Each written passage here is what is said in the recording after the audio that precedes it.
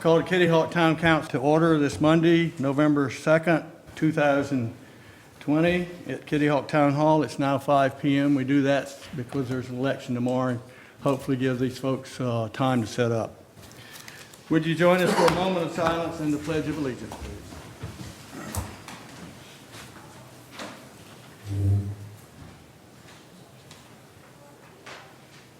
I pledge allegiance to the flag of the United States of America and to the republic for which it stands, one nation, under God, indivisible, with liberty and justice for all.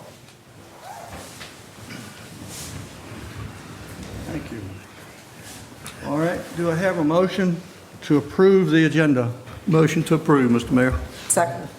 Motion to approve. Second. By Pro Tem, second by Lynn, with an E.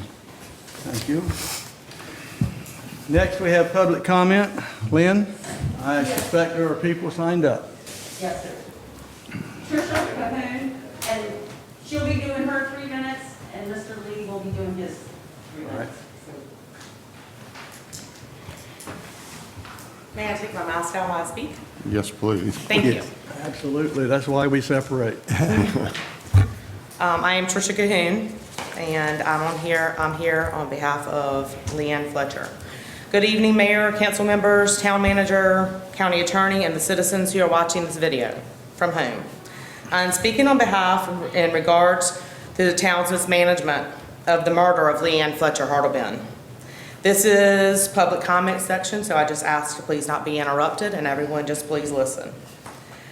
We as the family watched your last meeting on October the 5th, 2020, which we were expected to show up to and we didn't. There was a reason behind that. It is obvious to the friends and the family of Leanne and the thousands of members, the Justice of Leanne support page on social media. Everybody's aware of that, I'm sure. Okay, this is a systemic problem with the leadership from the chief of police. After a nervous but sincere member came here to speak, to be addressed in the public meeting, her concerns of the lack of behalf of the Kitty Hawk Police Department, you, Mr. Perry, Mayor Perry, inappropriately interrupted the public comment section agenda item so that you could put anyone and everyone that was about to speak in their place with an already prepared, what we believe was already prepared notes. Kind of made it awkward for the individual, but the verbiage appeared to be the work product of an attorney, possibly the town attorney. In a very condescending tone, you made the following statement. We need to get a couple of things clear here. The council doesn't involve itself in an active investigation in North Carolina. That's not the way that it works. We are a council/management system. After reading several things that the council does, you failed to mention that the council could recommend to terminate the chief of police to the town manager. You stated the manager controls the staff, the manager hires, he fires, he controls all sorts of things. So council doesn't really involve itself in all of that. It is also the town's manager's responsibility to oversee the chief of police. We will focus our energy on filing a formal complaint against the chief of police as an employee entrusted with the safety and the protection of this town. You then went on to say that the council has no legal jurisdiction to become involved in police investigations, active or passive. Then you made a general comment to let you, which is us, the citizens, know where you stand and you come from. The Kitty Hawk Council fully supports the Kitty Hawk Police Department. You said, I expect that support to continue going forward. You also said that you couldn't say the word, we also noticed that you could not say the words chief of police. It was constantly said management, management, management. It was hiding behind the words, is how we feel as the public. The council fully supports the Kitty Hawk management, was a quote from you. Been doing a good job for all these years, no reason to change it now. After the statement, even members of the audience stated, it doesn't matter what we say because it appears as though you really don't care what we have to say.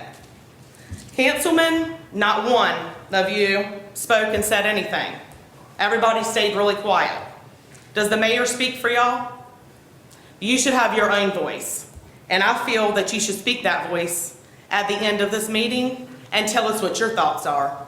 Because we all know that the chief of police can be removed and needs to be removed.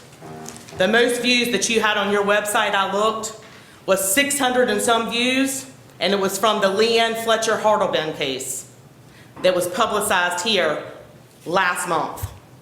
All the other ones, 38, 50. Apparently, it's a problem that needs to be recognized. Thank you.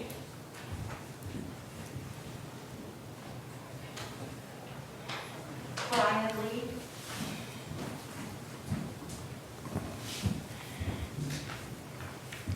Evening. I speak on behalf of Mary Ann Fletcher, mother of Leanne Fletcher. The malfeasance extended beyond the police department, as it has become a theme that elected officials work in tandem often with law enforcement to shield their departments from any form of accountability. You, Mayor Perry, exhibited this shield on October 5th. After the agenda was complete, Mr. Mayor, you spoke about the case, making a statement that the case had been dragging on for a long time, not due to any fault of the people we have working for us. That is a bald-faced lie. The chief of police, who made a policy not to go into the homes of EMS assist calls due to COVID, those officers who arrived at that scene that night failed Leanne Fletcher. It's a shame that when DARE EMS arrives, whose job is to save lives, they are braver than the KHPD officers who are supposed to be willing to risk their lives in order to protect and serve. KHPD only went back to the scene after repeated demands from the family, urging them to look into the matter further. 2 days later, they did. They found a blood-soaked bed and other items, and they failed at that time to secure the scene and properly process it. It forced the family to hire a private investigator who laid the groundwork and still waited 4 weeks for the police to do their job and act and process the house, but they didn't. Finally, after the private investigation firm had to go to the point of producing a video documentary providing that and proving that there was a cleanup and blood was everywhere in the home, finally the SBI came in to do a full assist and process the crime scene properly. It is undeniable that Chief Johnson engaged in conduct that was not only unbecoming of an officer, operating with reckless disregard in a series of intentional ethical lapses that are also on him. The chief's activities were not only devoid of basic law enforcement and crime scene management protocols, they were also devoid of basic leadership, discipline, and in fact, lacked the basic human dignity worthy of an official charged with protecting and serving the Kitty Hawk residents. That is the direct causation of the delay of the murder case of Leanne Fletcher. You stated, "I've been briefed on the situation."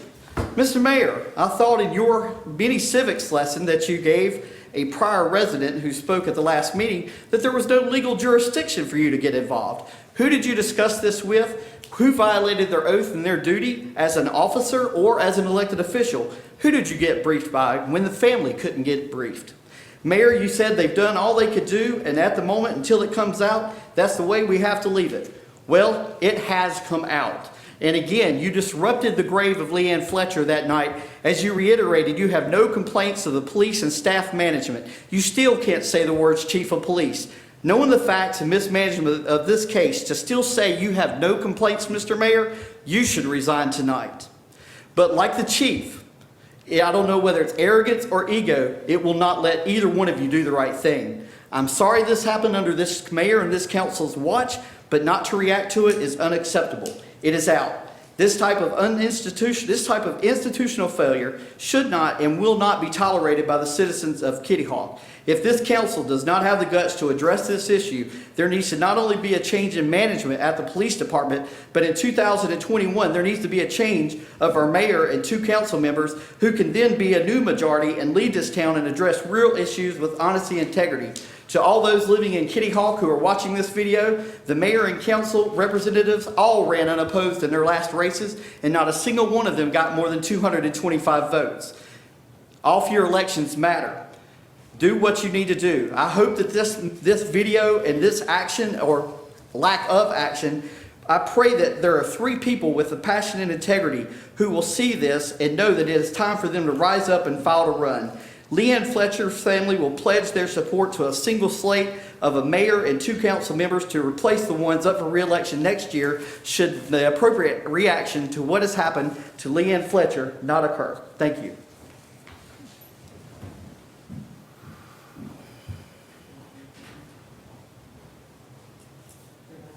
Pete Roberts.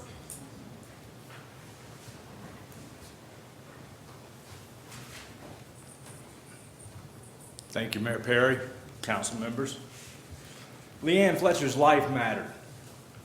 Not one of us here tonight knows what Leanne's last words were. Fortunately, she left us a message, written in her own blood. Kitty Hawk Police Department was entrusted with deciphering that message and giving Leanne's family the solace of finally knowing what her final message to them said. He murdered me, Mama. Instead of searching for clues, suspects, or any hard evidence to prove homicide, Chief Joel Johnson, Sergeant Bryant Strickland, and District Attorney Womble did next to nothing. Once the family hired a private investigative firm and evidence was found and presented to District Attorney Womble, he told Leanne's grieving family that, quote, if the Pope himself told him it was a homicide, he wasn't issuing a warrant without an autopsy, end quote. This was part of their plan to sweep Leanne's murder under the rug. Leanne Fletcher's life mattered. Most people have heard the recording of July 31st between Kitty Hawk Police Department representatives as well as Assistant DA Cruden and the private investigators, during which more time was spent by law enforcement assailing the credibility of the family, maligning the character of Leanne Fletcher, and lying about her injuries. From that recording, Assistant DA Cruden, you know, some of the family we know. We've dealt with them before. A lot of members of the family are some of the goodest people you'll ever meet, but they're killing us. And it's gonna, if I could ever make the case, it would make it certainly impossible for me to prosecute in Dare County. Unfortunately, Kitty Hawk Police Department have dealt with multiple members of this family in not good situations. Several have gone to prison after those interactions, end quote from ADA Cruden. I say Leanne Fletcher's life mattered. On July 31st, Chief Joel Johnson, at the same meeting, complaining of the families, demanding of justice and an investigation, said, quote, we'll have to listen to this for 4 months with the family berating us for no reason. If y'all knew, and I'm not going to tell you, but do y'all know any history about the deceased? I know Leanne's life mattered. Leanne Fletcher's life mattered, but KHPD and DA Womble's office treated her like common trash. They decided before she died that investigating these events between Monday, July 20th and Wednesday, July 22nd was not worth their time. In their own words, again at the meeting on July 31st, Cruden said, of course, we all know from the autopsy, there's no blunt trauma on her body, no blunt force trauma on her body. The only bleeding source was from her anus, from the health issues she had, end quote, Cruden. We all know from the official autopsy that that statement was a bald-faced lie. The simple facts are as follows. KHPD never entered the scene on the 22nd.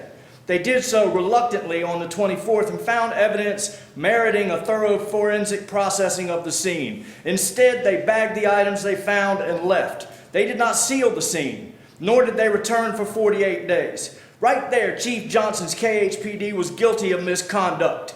Johnson's duty is to protect and serve every citizen of Kitty Hawk.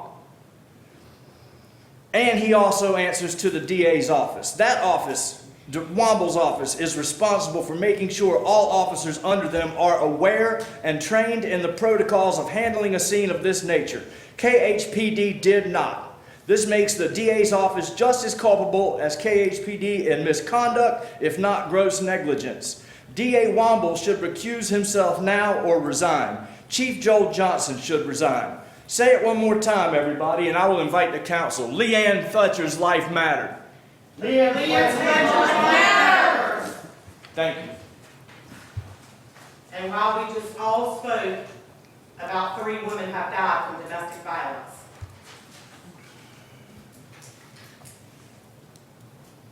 Rebecca Harris. Oh.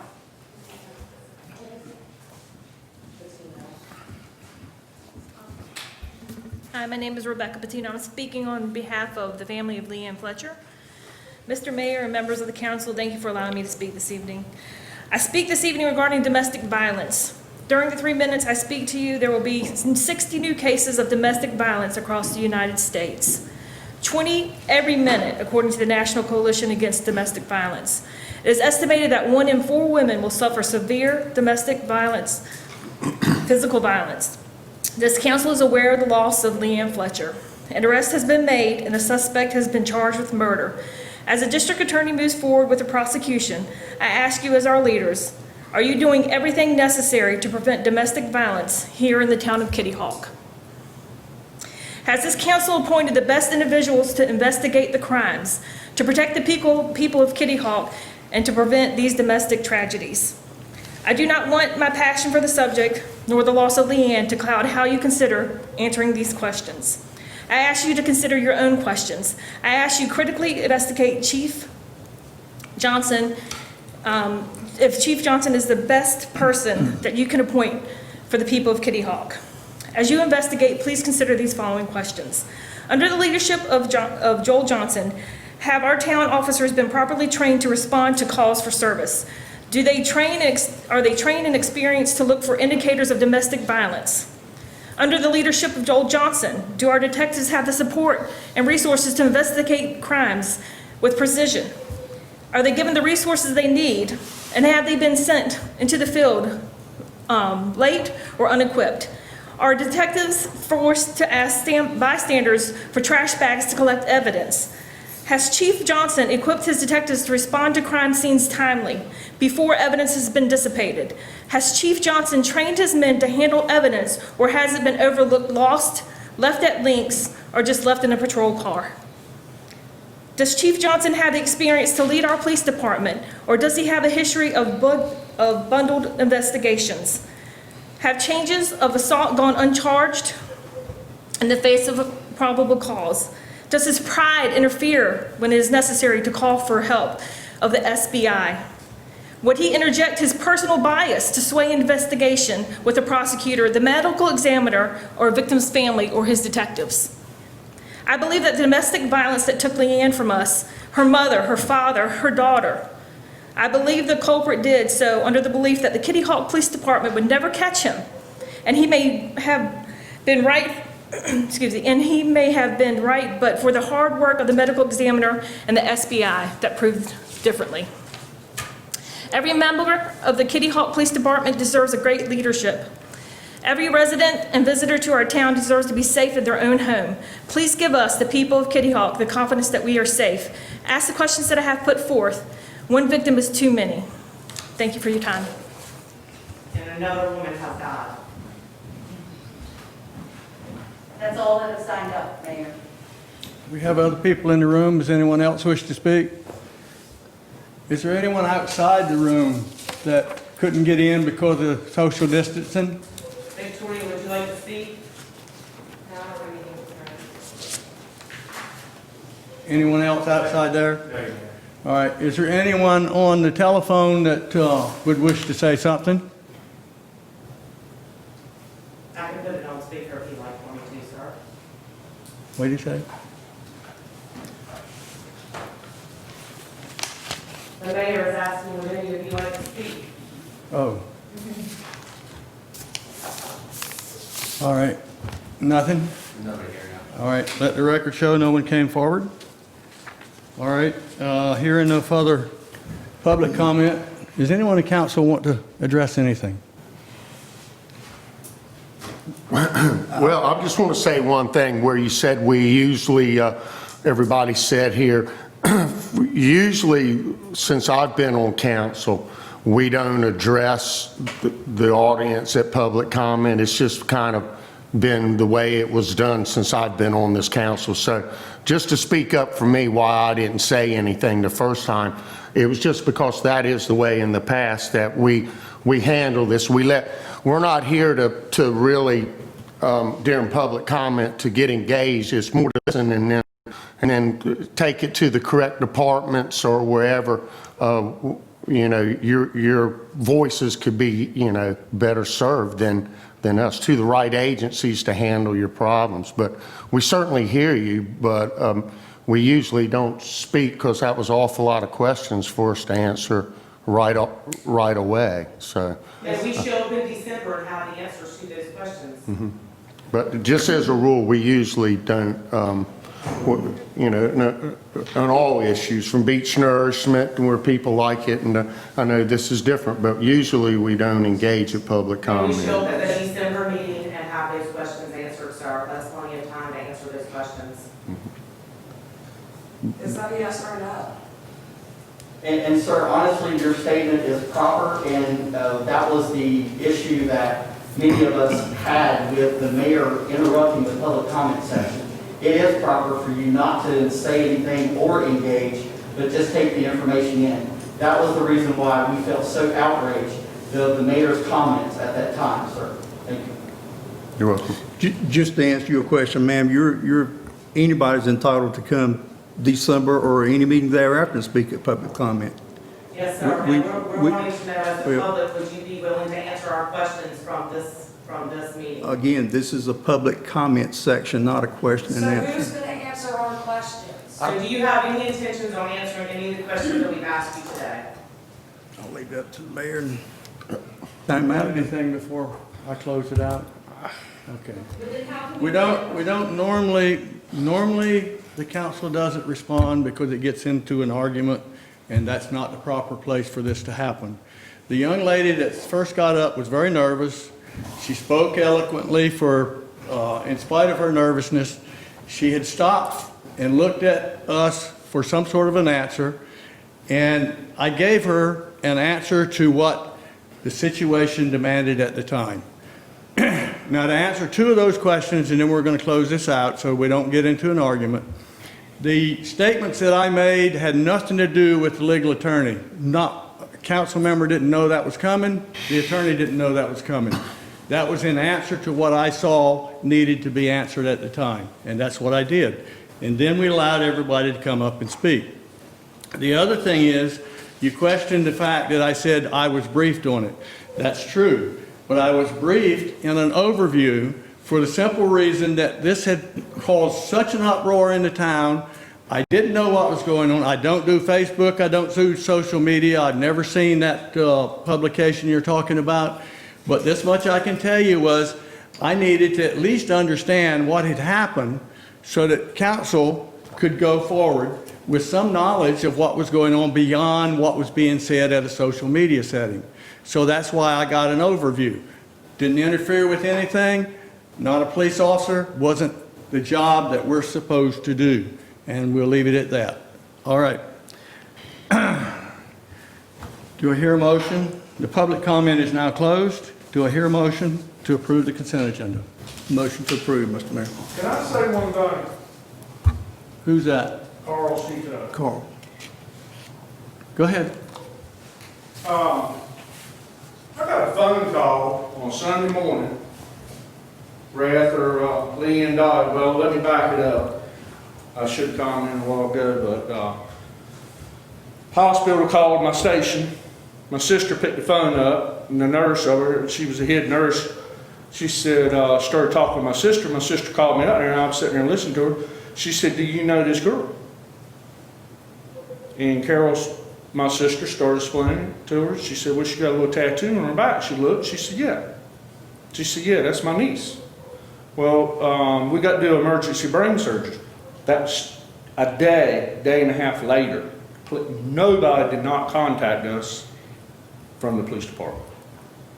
And then Sunday, about a week after that, or 2 weeks, when they did the autopsy on her birthday, they did it. And I got a phone call from Joel Johnson. And you don't get me wrong, I love Joel Johnson, but first two things I said, I don't like a liar and I don't like a thief. And I told the DA the same thing, and the SBI and everything. He called me, I held my phone up Sunday morning, 10 o'clock. Held my phone up. My wife works for Dare County Sheriff Department. She listened to everything he said. He said she was bleeding out her anus and all that. Well, he shouldn't have told me that. There's a HIPAA law, you shouldn't tell somebody that stuff. And he kept going. He said, "Well, that poor boy, like, it was more for that boy than it was for Leanne. I'm her uncle. And then, I reckon they had a meeting over at the police department, and he was sitting there, they got it on tape. He said, well, you know, I was working on the police cars. I didn't have nothing in this case at all. I got drug into it. It pissed me off. He sat there in the interview, well, you know how much money I spent with CTOs? I spent $50,000. What kind of bullshit is that? I did a service. I did a service. I got drugged in this thing. I'll take my shirt off and give it to you. But I do not like somebody going behind my back talking that crap. I did a service. I thought I'd done it fairly. Gave him estimates and everything. And he brings that up. I didn't have nothing in this whole case, but I got drugged into it. He cared more about that boy than he did Leanne. Now her medical journal come back. They didn't say it, but it come back clean. No drugs, no drinking, anything. Nothing went in it. And then Brian Strickland, he's worthless. He needs to be fired. He sat around and looked at my ex-brother-in-law. Yeah, he was bad a long time ago. Yeah, he got locked up. Brian Strickland looked at him and he said, you one pointed a gun at me. That's 20 years ago. They ain't got nothing to do with this. This was all about Leanne. And then Brian Strickland tried to get his trees cut. Called a boy named Ray. He said, can you cut my trees, Ray? He said, no. He said, but you can get ATX, Mark Fletcher, to do it. And then he started talking crap about Mark, Brian Strickland. He couldn't fight his way out of wet tissue. I'm going to tell you that right now. If he worked for me, he would already been fired. Because when I had a break-in at the station, somebody threw a rock through the thing, he walked in there and just walked around, walked right. That's when my mom was still living. I lost my mom, lost Leanne this year. And I'm going to tell you what, there's some good guys in Kitty Hawk Police Department, but I'm going to tell you what, there's 3 or 4, they need to be gone. And if y'all don't straighten it up, somebody needs to straighten it up. Because I'm going to tell you something, I don't like a liar. I've been straightforward with everybody. And you know me, and you know me, and you know me. And I've been good, and you know me. I'm a straightforward person, I don't like to be lied to. And feel like I've been lied. He told me that stuff, it broke my damn heart when he called me that Sunday. I mean, that's like when you're kids, somebody call you up and tell you that stuff, and it was a bald-faced lie. You get the facts first before you call him, and start with, he shouldn't have called anyway. Okay. I mean, something's got to be done. I mean, the detectives over there, something need to be done. Because that Brian Strickland, he's out of control. He's out of control. It's all about him. He's got an ego, but he cannot. When I got broke into out there, he walked in that station, looked around, and walked right out. I said, Brian, I said, they got a rock from running back through my window. They took the whole cash stores and everything. And this was a few years ago. It was probably about 4 or 5 years ago. He just looked around, yep, walked right out the door. Well, I started following the chains. Went around the fence, went back there, seen tire trucks. I called him back up there. He said, what? What do you want? I said, well, it looked like a S10 or a Ford Ranger. He didn't care. He got in his car, went home, went to bed. Well, Killed Over Hills called him right down the street. That's who called him, Killed Over Hills. And guess what it was? AS10 pickup. Okay. Kitty Hawk Police Department is not doing their job. Something needs to A be lot of done. them are not doing their jobs. The Okay. citizens y'all. here are not Thank being you. protected. Thank you. The Thank you. citizens are not being protected. All right, we're going to move on now. Appreciate it. Thank you, Carl. All right, the consent agenda. Motion to approve. Second. Motion to approve by the Pro Tem. Second. Second by David Hine.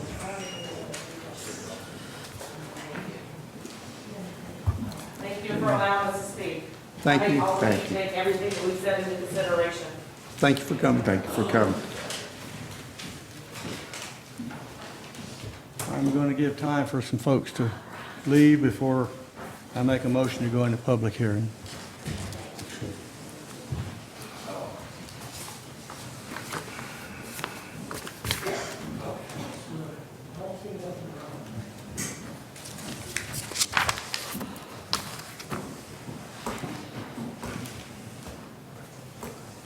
All right, motion to go into public hearing for a conditional use permit at Sorry.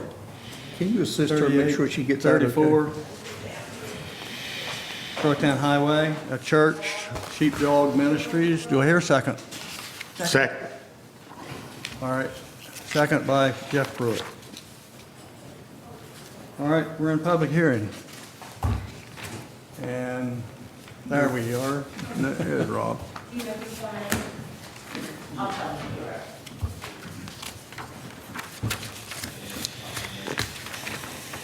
Thank you, Sergeant.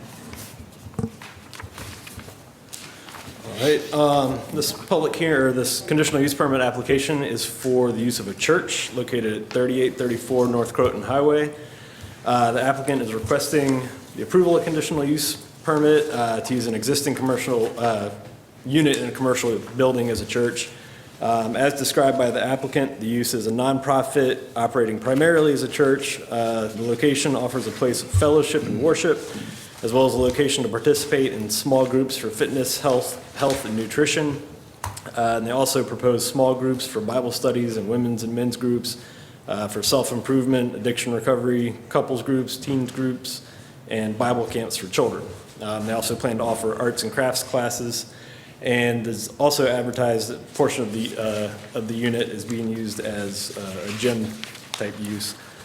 So 42-250C23 lists churches as a conditional use in the BC1 district. There are no specific conditions required by the zoning ordinance for the approval of the conditional use for a church. As part of the advertised use is a gym, it was staff's opinion and the planning board followed in their recommendation that the conditions for a fitness center should also apply, those being no promotional sales or services shall be visible outside of the building shall be designed so that any noise shall be contained within the building. All lighting shall meet 42-515, that's the sectional and outdoor lighting. Any outdoor use or facilities shall be set back or buffered so that no noise will go beyond the property, and that massage personnel shall be licensed by the state. So background info on the lot. The subject property is a multi-tenant building presently zoned BC1.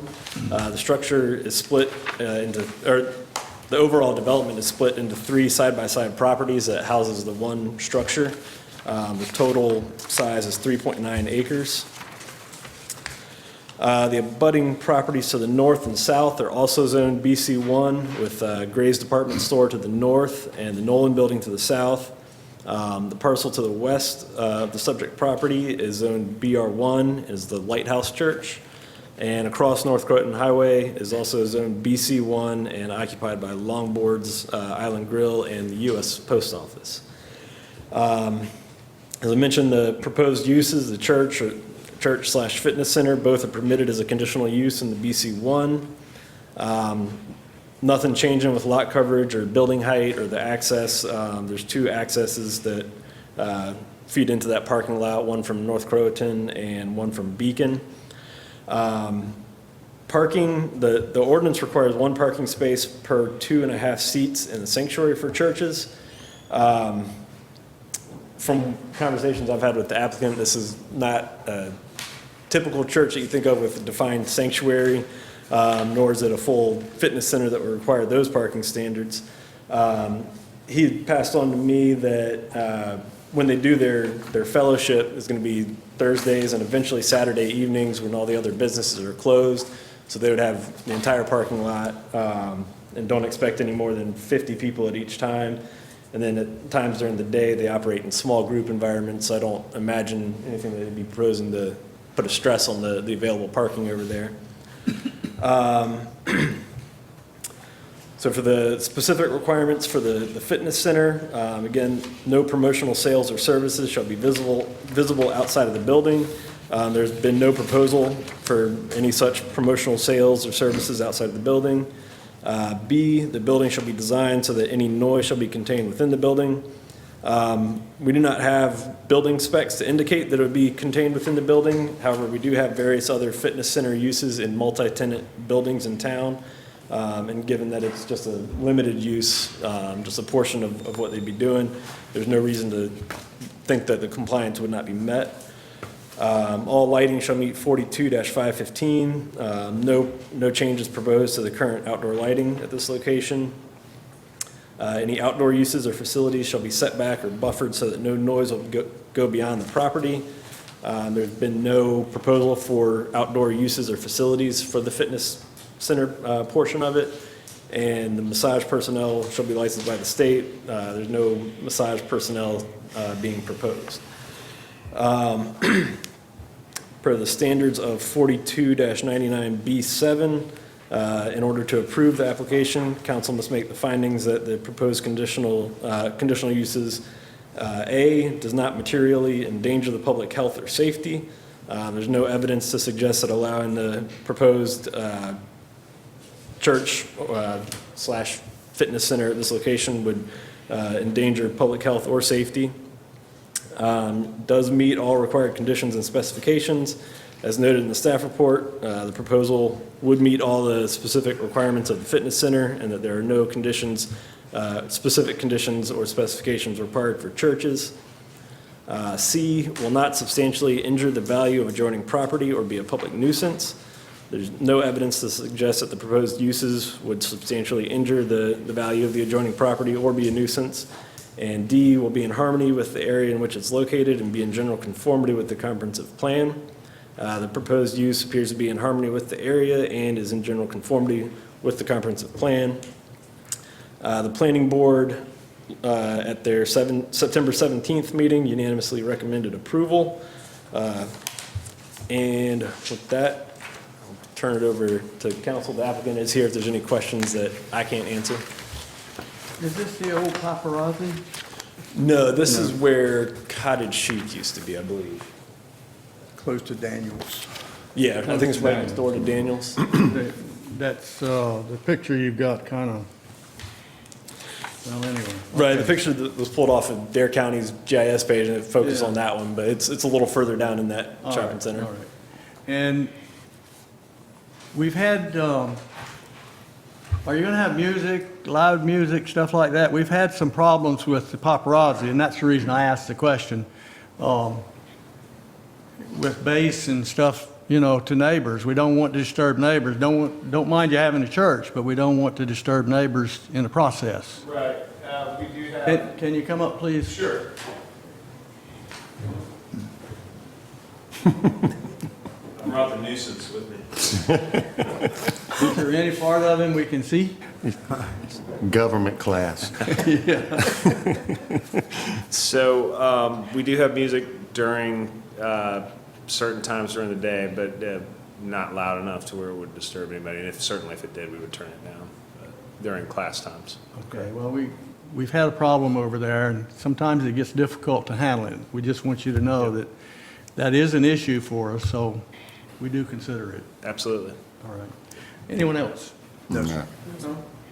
Everybody? All right, Thank you. thank God you. bless. All right, if nobody's got any questions, then I motion to go back into regular session.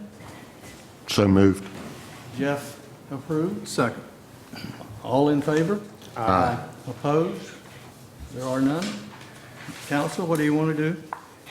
Mr. Mayor, I move to grant approval of the conditional use permit to allow a church at 3834 North Croatan Highway with an accessory fitness center use subject to the conditions listed in section 42-250, section 31, chapter 31. Town council finds that a proposed use is consistent with the town's adopted CAMA land use plan and finds this to be in the public interest.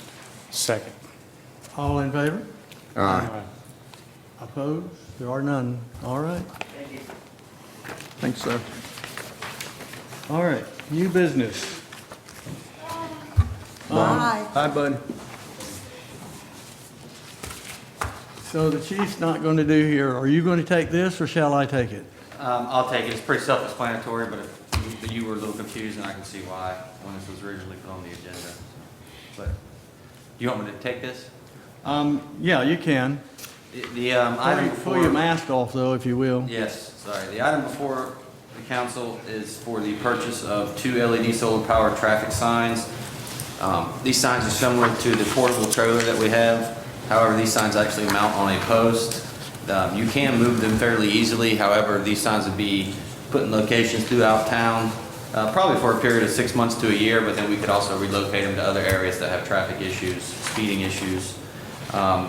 The item is not the same thing as the pedestrian crosswalk signs that we discussed at our budget work session or our budget meeting last month. These are actually speed limit signs. They also do other things, and they also can count traffic, which we can't do now with our current system. So they can count. They can count the number of cars coming by. They can record the speed coming by, so we can see if there's a speeding problem and actually determine that. So it records all that for our police department. So the cost of these signs are $6,200, and the funds would be coming out of the drug enforcement funds and some funds that we had left over from car equipment for our police cars. So yeah, this item, I'll stand for any questions that you may have. It works off of an app, I'm told, so you can get real-time information off of it. So it's a little bit better than what we have now with the portable speed trailer. We're going to keep the portable speed trailer, but we'll use these also in conjunction because we do get a lot of requests from the residents for these types of signs. We know we can't put them up throughout the entire town, but as we have a need or we have complaints in a certain area, we'll move these things around town every so often. Are these signs the ones that you see going north on 12 through Duck and Similar. similar that you They're can, solar power. you can change the message to be wear a mask and You can also change the messages. I would imagine it'd be smaller, but you can do other messages besides the speed limit on these signs, but which we would use probably in an emergency situation of some kind. We could change the message, but for the majority of time, they'll be used as speed limit signs. And the money was coming from where, once again, one more time? I didn't hear the first. The money is going to come out of the law enforcement, the drug enforcement, and then also some funds from there, and then also a portion comes from some leftover funds that we have in our equipment line item out of the police department budget. Okay. So the money's already been accounted for? The money's budgeted. Money's, Okay. Yeah, that was part of the confusion when we got the Yeah. draft Mhm. consent. Yeah. It mirrored what was asked for over on 12, plus where did the money come from? We didn't approve it, so this answers that. It's budgeted for. Yeah, it's Okay. funded, and it'll be a good enhancement to the town. Do I hear a motion to approve? Mr. Mayor, go ahead, Dave. Go ahead. I'll make a motion that the police department purchases 2 LED solar-powered traffic signs. Does it have a second? Second. David Hines, second. All in favor? Aye. Opposed? There are none. All right. Mr. Manager, I believe you're up. Just one comment, just a reminder, November 16th is large item pickup in the town of Kitty Hawk. That'll be Monday, November 16th, so you can put out your large items out by the road, and our public works department will come pick them up.